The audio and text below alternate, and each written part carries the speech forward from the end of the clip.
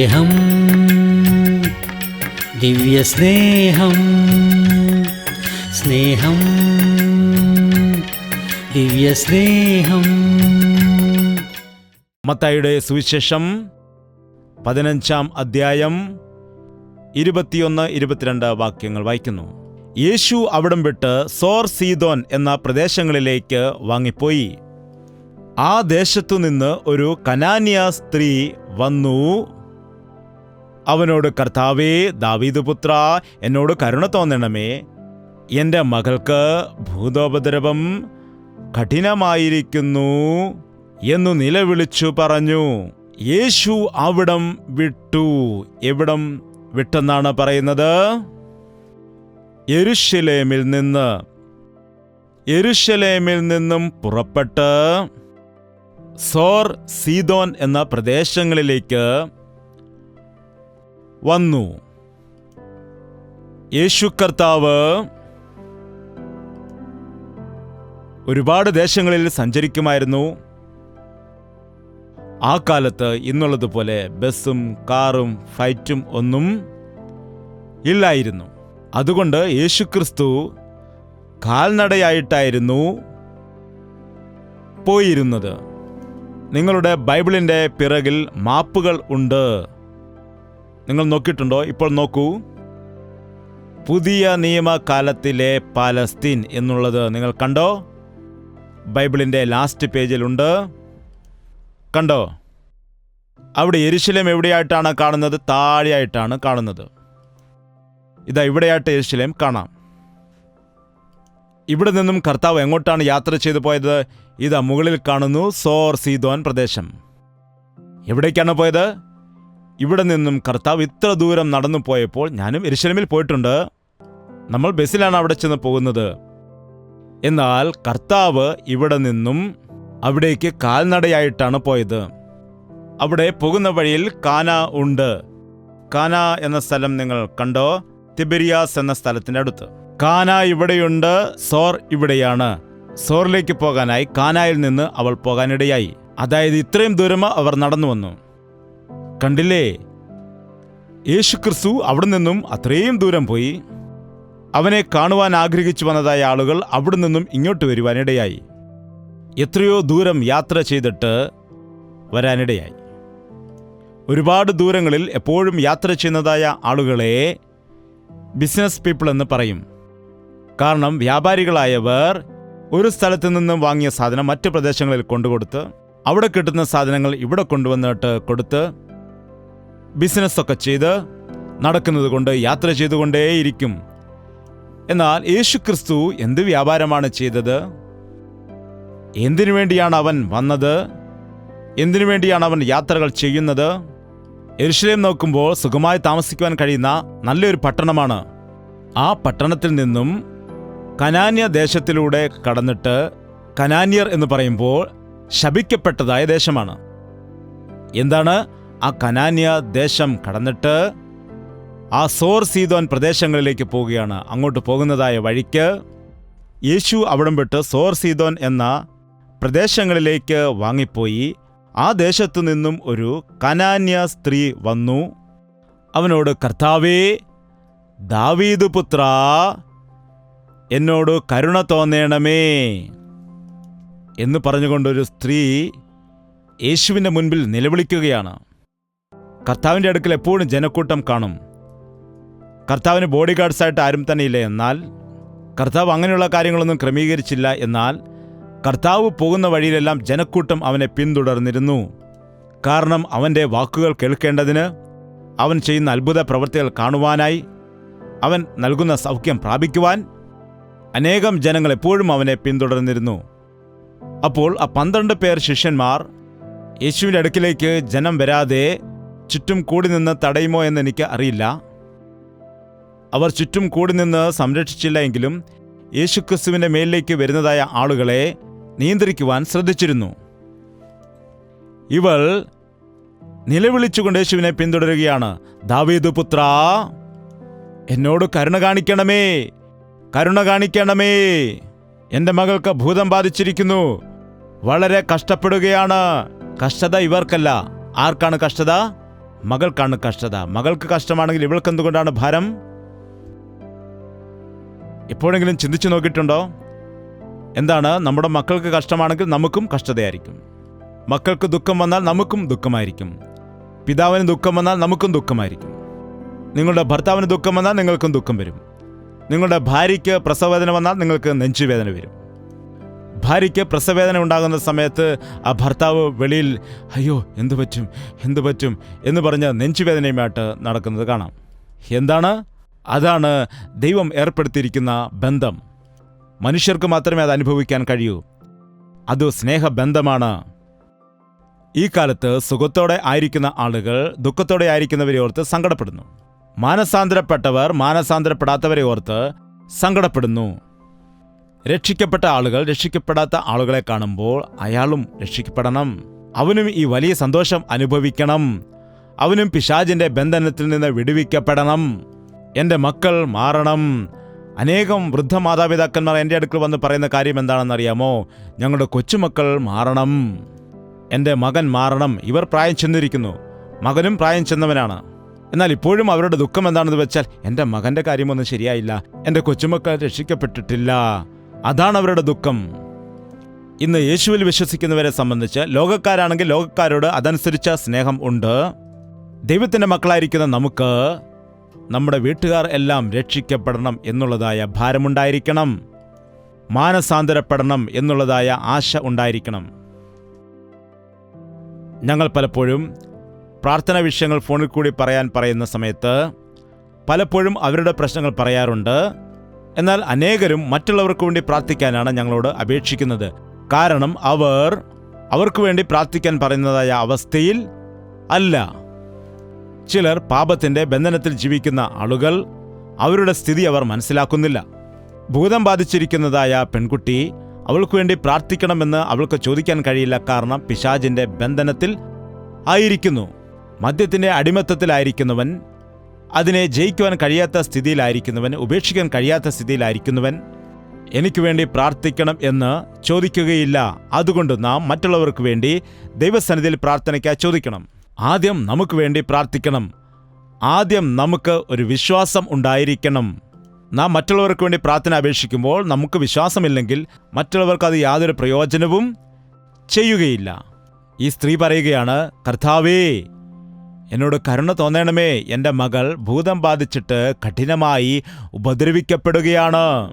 പാവം, ഭൂതം ബാധിച്ചിരിക്കുന്നതായ ആളുകളുടെ കഷ്ടത അവർക്കറിയില്ല. അവർക്ക് ശരീരത്തിൽ വരുന്നതായ ദണ്ഡനങ്ങളും അവരുടെ ഒച്ചയും നിലവിളിയും ഒന്നും മനസ്സിലാക്കില്ല. അവർ ബഹളമുണ്ടാക്കും, ഒച്ചവയ്ക്കും, അങ്ങോട്ടും ഇങ്ങോട്ടും ഓടും, വസ്ത്രങ്ങൾ വലിച്ചു കീറും, പുസ്തകങ്ങൾ അങ്ങോട്ടും ഇങ്ങോട്ടും വലിച്ചെറിയും, ആഹാരം കഴിക്കില്ല. കണ്ടിട്ടില്ലേ? അവരുടെ ശരീരത്തിൽ ബാധിച്ചിരിക്കുന്നതായ ഭൂതം അവരെ ഒരുപാട് ടോർച്ചർ ചെയ്യാനിടയാകും. അങ്ങനെയുള്ളവർക്ക് വിടുതൽ ലഭിക്കണമെങ്കിൽ കർത്താവിൻ്റെ സന്നിധിയിലേക്ക് വരണം. കർത്താവിൻ്റെ പാദത്തിൽ വന്ന് പ്രാർത്ഥിക്കണം.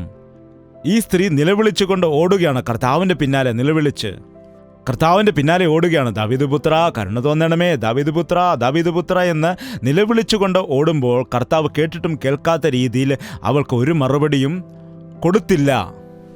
അവളോട് ഒരു വാക്ക് പോലും പറഞ്ഞില്ല. ഞാൻ വരാം, നിന്റെ മകൾക്ക് സൗഖ്യം ലഭിക്കാനിടയാകും, നിന്നോട് കരുണ കാണിക്കാമെന്നും പറയുന്നില്ല. നീ ആരാണെന്ന് എനിക്കറിയില്ല, പോകൂ എന്നും പറയുന്നില്ല.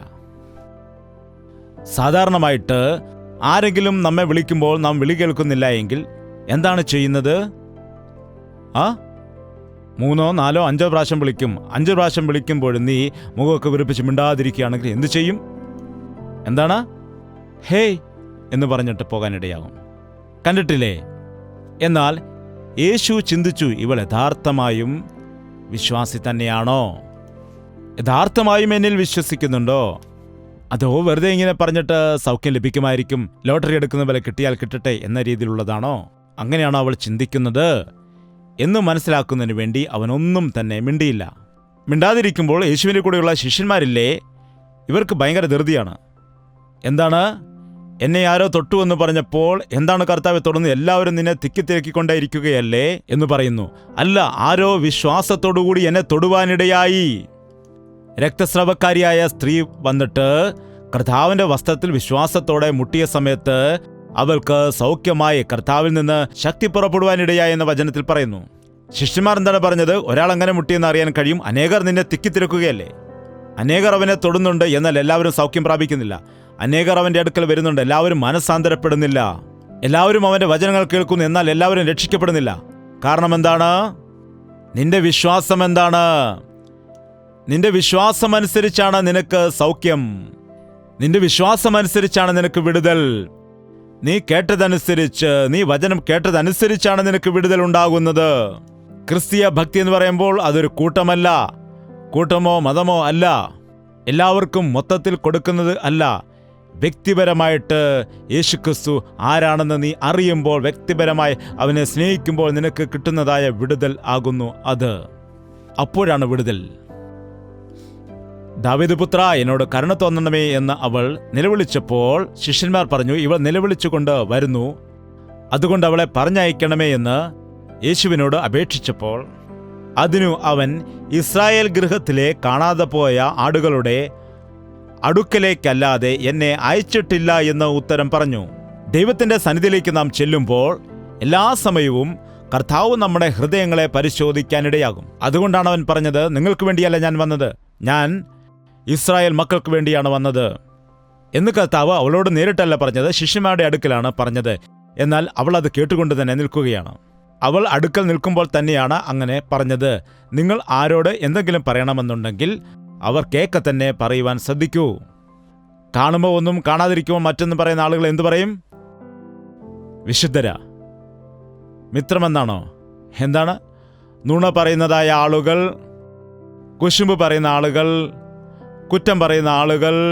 ഒരു സഹോദരൻ പറഞ്ഞിട്ട് ഞങ്ങളുടെ നാട്ടിൽ ഒരുപാട് നുണച്ചികളുണ്ടെന്ന്. അവിടുത്തെ കാര്യം ഇവിടെ പറഞ്ഞ്, ഇവിടുത്തെ കാര്യം അവിടെ പറഞ്ഞ്, അങ്ങോട്ടും ഇങ്ങോട്ടും ആളുകളെ കൊണ്ട് വഴക്കുണ്ടാക്കിച്ചിട്ട് ബഹളമുണ്ടാക്കുന്ന അനേകം അപവാദികളായ ആളുകൾ ഇന്നുണ്ട്.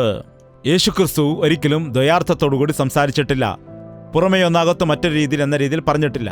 അവൾ കേൾക്കുന്നുണ്ട്, അവൾക്ക് കേൾക്കണം. ഞാൻ ഇസ്രായേൽ മക്കളുടെ അടുക്കലേക്കാണ് വന്നത്, നിങ്ങളുടെ അടുക്കലേക്കല്ല എന്ന് പറഞ്ഞു. അപ്പോൾ ആ സ്ത്രീ എന്താണ് പറഞ്ഞത് നോക്കൂ. എന്നാൽ അവൾ വന്നു, കർത്താവേ എന്നെ സഹായിക്കണമേ എന്ന് പറഞ്ഞ് അവനെ നമസ്കരിച്ചു. പ്രാർത്ഥന അറിയാത്തവർ ഇവരെ നോക്കി പ്രാർത്ഥന പഠിക്കുക. വെറുതെ വലിയ വലിയ പ്രാർത്ഥന ചെയ്തിട്ടൊന്നും യാതൊരു കാര്യവുമില്ല. ഇതിനു മുമ്പ് നാം എന്താണ് പ്രാർത്ഥിച്ചത്? അതപ്പോഴേക്കും മറന്നുപോയോ? കർത്താവേ എന്നോട് കരുണ തോന്നണമേ. ഇപ്പോൾ എന്താണ് പറയുന്നത്? കർത്താവേ എന്നെ സഹായിക്കണമേ. ചെറിയൊരു പ്രാർത്ഥനയാണ്, എന്നാൽ വളരെ ആഴമായ ഒരു പ്രാർത്ഥനയാണത്. കർത്താവിൻ്റെ അടുക്കൽ എപ്പോഴും ദീർഘമായി പ്രാർത്ഥിക്കേണ്ട കാര്യമില്ല. വിശ്വാസത്തോട് കൂടിയതായ പ്രാർത്ഥന. ഇപ്പോൾ എൻ്റെ മകൾക്ക് ഭൂതം ബാധിച്ചിരിക്കുന്നു, അവൾക്ക് നീ സൗഖ്യം കൊടുക്കണമേ, ഇപ്പോൾ തന്നെ എൻ്റെ നാട്ടിൽ വരണം, എൻ്റെ വീട്ടിൽ വരണം, ഒന്നും പറയുന്നില്ല. എണ്ണക്കുപ്പി കൊണ്ടുവന്നിട്ട് പ്രാർത്ഥിക്കണം, ഒന്നും അവൾ പറയുന്നില്ല. എന്താണ്? എന്നെ സഹായിക്കണമേ. എങ്ങനെയാണെന്നറിയില്ല, എന്നാൽ എനിക്ക് സഹായം ചെയ്യണം, എന്നോട് കരുണ കാട്ടണമേ. അവൻ്റെ അടുക്കൽ വന്നു, കടന്നു പോകുമെന്ന് പറഞ്ഞപ്പോൾ അവൻ്റെ കാലുകൾ പിടിക്കുകയാണ്, നമസ്കരിക്കുകയാണ്. എന്താണ്? കാൽക്കൽ വീണ് നമസ്കരിച്ചിട്ട് പറയുന്നു, കർത്താവേ എന്നെ സഹായിക്കണമേ. നോക്കൂ, എത്ര വലിയ വിശ്വാസമാണ് അവൾക്കുള്ളത്. വിശ്വാസത്തിൽ അഹമില്ല, വിശ്വാസത്തിൽ സ്വാർത്ഥതയില്ല, വിശ്വാസത്തിൽ അവിശ്വാസമില്ല, വിശ്വാസത്തിൽ കുറ്റപ്പെടുത്തലില്ല. വളരെ താഴ്മയോടുകൂടി കടന്നു വന്ന് കർത്താവിൻ്റെ പാദത്തിൽ നമസ്കരിച്ച്, കർത്താവേ എന്നെ സഹായിക്കണമേ എന്ന് പറഞ്ഞു.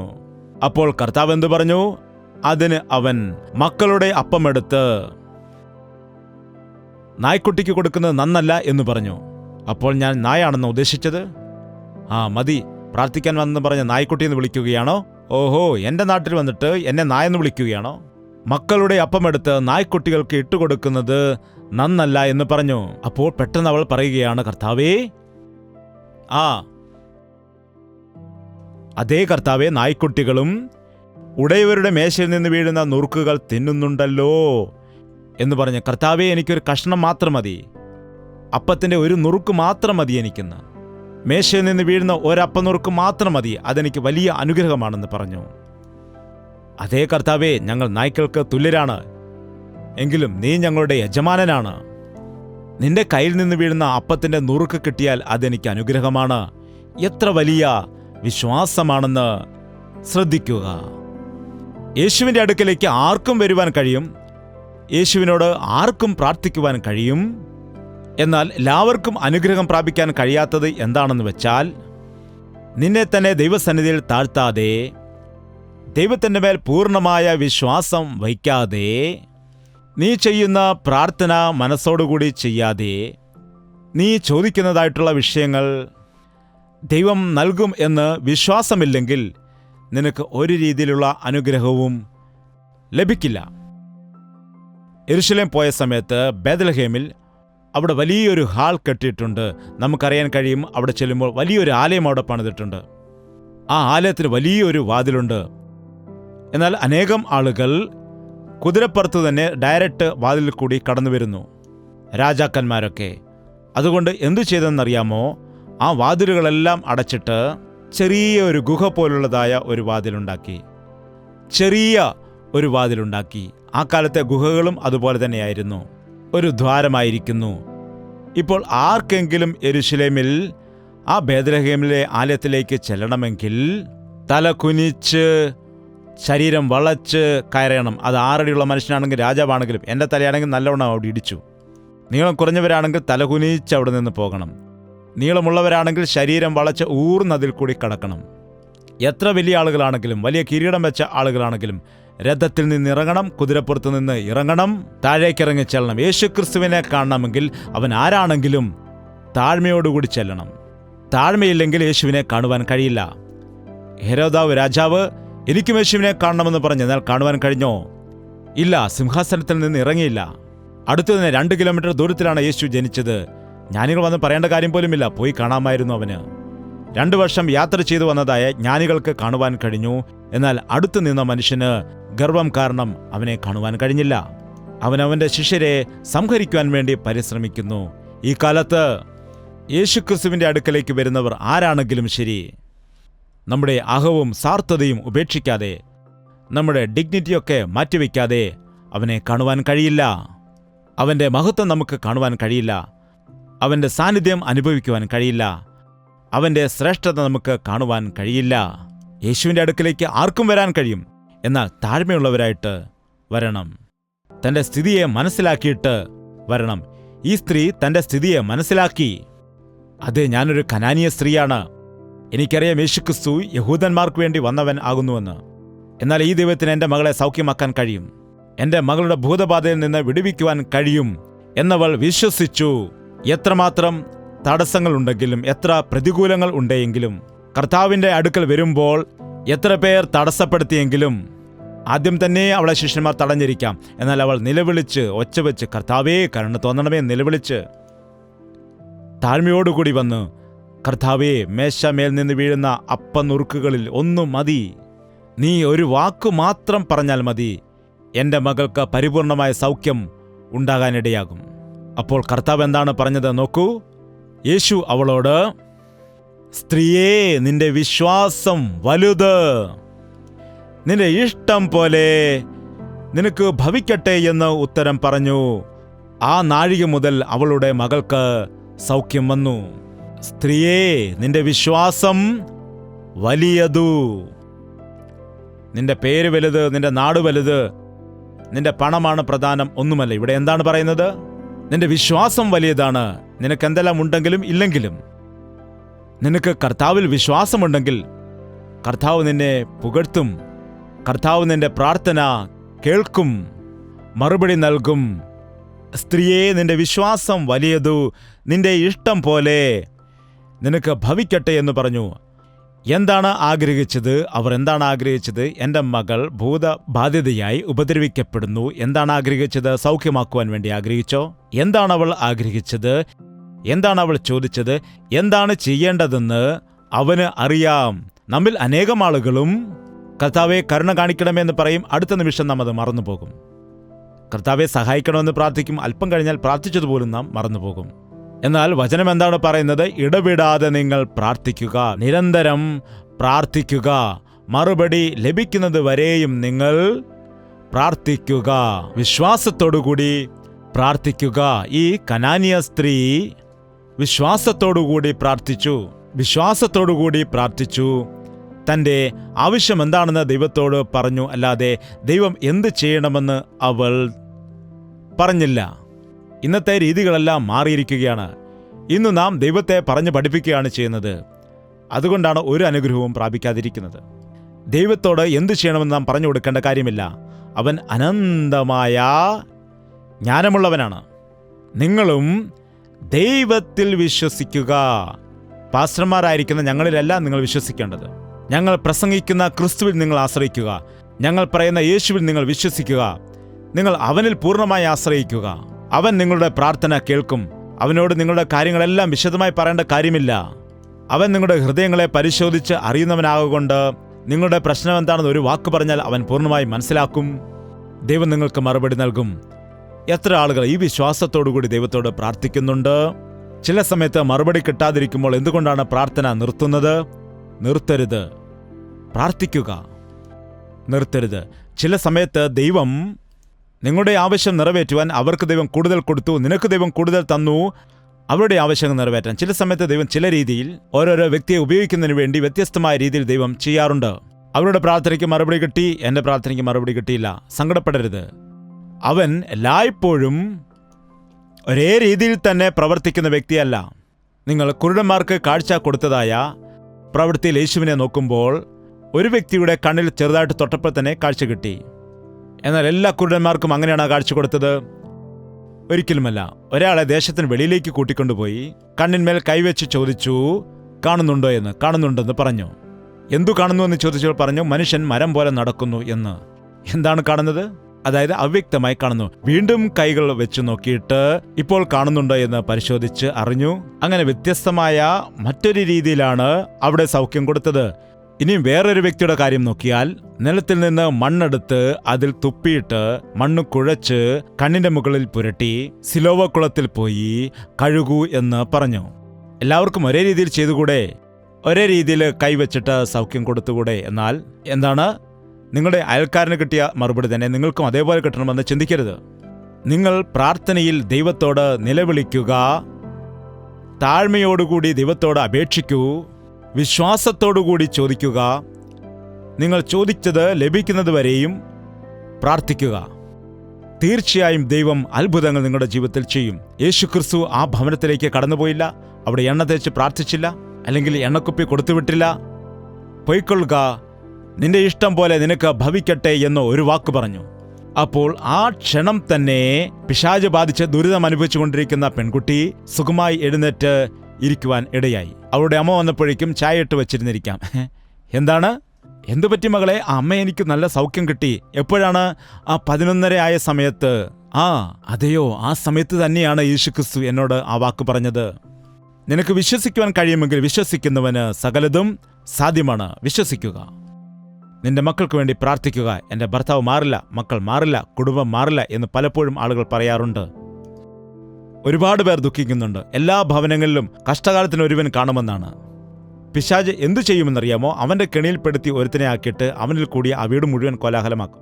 പ്രത്യേകിച്ച് ദൈവമക്കളുടെ മനസ്സ് വളരെ മൃദുലമായിരിക്കും. ആ കഴിച്ചാൽ കഴിക്കട്ടെ എന്ന് പറഞ്ഞവർ തള്ളിക്കളയില്ല. അവിശ്വാസിയായിരുന്നപ്പോൾ പറയുമായിരുന്നു, അവൻ്റെ കാര്യം എനിക്കെന്തിനാ, അവൻ്റെ കാര്യം ദൈവം നോക്കിക്കൊള്ളും. എന്നാൽ ഇപ്പോൾ അങ്ങനെയല്ല. എൻ്റെ ഭർത്താവ് മാറണം, എൻ്റെ മകൾ മാറണം, എൻ്റെ മകൻ മാറണം എന്ന ഭാരത്തോടെ പ്രാർത്ഥിക്കും. മകൻ മദ്യപിച്ചു വന്നിട്ട് വഴക്കുണ്ടാക്കി വീട് മുഴുവൻ അലങ്കോലമാക്കുന്ന സമയത്ത് ആ ഭവനത്തിലായിരിക്കുന്ന വിശ്വാസിയായ മാതാവോ പിതാവോ കണ്ണുനീരൊഴുക്കുമായിരിക്കും. കർത്താവേ, എൻ്റെ മകനോട് കരുണ കാണിക്കണമേ, അവനെ മാറ്റണമേ. എന്താണ്? അതാകുന്നു ദൈവത്തിൻ്റെ സ്നേഹം. ആ സ്നേഹത്തോടുകൂടി നീ ചെയ്യുന്ന പ്രാർത്ഥനകൾ നിന്റെ കുടുംബത്തെ പണിയും, മക്കളെ വിടുവിക്കും. പിശാചിനാൽ ബാധിക്കപ്പെട്ടവരാണെങ്കിലും അത് ഏതെല്ലാം വിഷയമാണെങ്കിലും ദൈവത്തിന് അസാധ്യമായത് ഒന്നും തന്നെ ഇല്ല. അവൻ വിശ്വസ്തനാകുന്നു, ഞാൻ അവിശ്വസ്തനാണ്. അവൻ പരിശുദ്ധനാണ്, ഞാൻ അശുദ്ധനാണ്. അവൻ പ്രാർത്ഥന കേൾക്കുന്നവനാണ്, ഞാൻ നിലവിളിക്കേണ്ടവനാണ്. നാം വിശ്വാസത്തോടുകൂടി പ്രാർത്ഥിച്ചാൽ ദൈവം അത്ഭുത കാര്യങ്ങൾ ചെയ്യും. ദൈവം എഴുന്നേറ്റ് നിൽക്കാം. നമുക്ക് കർത്താവിനോട് പ്രാർത്ഥിക്കാം. എല്ലാ വ്യക്തികളും വായ് തുറന്നിട്ട് ദൈവത്തോട് പ്രാർത്ഥിക്കാം. നിന്റെ കുടുംബത്തിൽ മാനസാന്തരപ്പെടാത്തവരുണ്ടോ? മക്കൾ മാനസാന്തരപ്പെടാത്തവരാണെങ്കിൽ ഈ ദിവസം പ്രാർത്ഥിക്കുക. 2 കരങ്ങളും ഉയർത്തി കണ്ണുകൾ അടച്ച് ഒരു നിമിഷം നമുക്ക് ദൈവത്തോട് പ്രാർത്ഥിക്കാം. പരിശുദ്ധനായ സ്നേഹമുള്ള പിതാവേ, ഒരിക്കൽ കൂടി ഈ സന്ദർഭത്തിൽ ഞങ്ങളെ നീ ദർശിക്കണമേ. ആ കനാനിയ സ്ത്രീ നിന്റെ പാദപീഠത്തിലേക്ക് വന്നതുപോലെ ഏതാശയോടുകൂടിയാണ്, ഏത് ഇഷ്ടത്തോടുകൂടിയാണ്, ഏതാഗ്രഹത്തോടുകൂടിയാണ് വന്നത്? എന്തൊക്കെയാണോ നിലവിളിക്കുന്നത്? നിന്റെ ഇഷ്ടം പോലെ നിനക്ക് ഭവിക്കട്ടെ എന്ന് പറഞ്ഞ യേശുക്രിസ്തുവിന്റെ വാക്ക് ഇന്ന് ഇവരുടെ മേൽ നിറവേറുന്നതിന് വേണ്ടി സഹായിക്കണമേ. അതെ, എൻ്റെ കർത്താവ് എന്നോട് ക്ഷമിച്ചു. അതെ, എൻ്റെ കർത്താവ് എൻ്റെ ഭർത്താവിനെ മാറ്റി.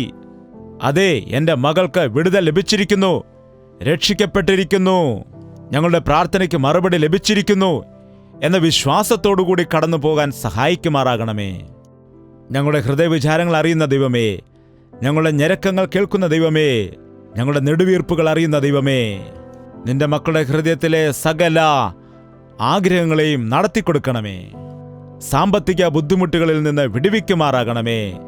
കർത്താവേ, ഞങ്ങളോട് കരുണ കാട്ടണമേ. കർത്താവേ, ഞങ്ങളെ സഹായിക്കുമാറാകണമേ എന്ന് പ്രാർത്ഥിച്ച് നിലവിളിച്ചിട്ട് ഞങ്ങൾക്ക് കടന്നു പോകുവാൻ നീ സഹായം ചെയ്തതിന് ശേഷം, എൻ്റെ കർത്താവ് എന്നോട് കരുണ കാട്ടിയിരിക്കുന്നു, എൻ്റെ പ്രാർത്ഥന കേട്ടിരിക്കുന്നു എന്ന് പറഞ്ഞ് സന്തോഷിച്ച് ഉല്ലസിക്കുവാൻ സഹായിക്കണമേ. യേശുക്രിസ്തുവിന്റെ നാമത്തിൽ അപേക്ഷിക്കുന്നു പിതാവേ, ആമേൻ. യേശുവേ, യേശുവേ, യേശുവേ, യേശുവേ, യേശുവേ, യേശുവേ, യേശുവേ, യേശുവേ. നിന്നെ നിന്നെ എന്നും ഞാൻ സേവിക്കും, നീ മാത്രം രാജാവെന്നും. നിന്നെ നിന്നെ എന്നും ഞാൻ സേവിക്കും, നീ മാത്രം രാജാവെന്നും. യേശുവേ, യേശുവേ, യേശുവേ, യേശുവേ, യേശുവേ, യേശുവേ, യേശുവേ, യേശുവേ, യേശുവേ, യേശുവേ.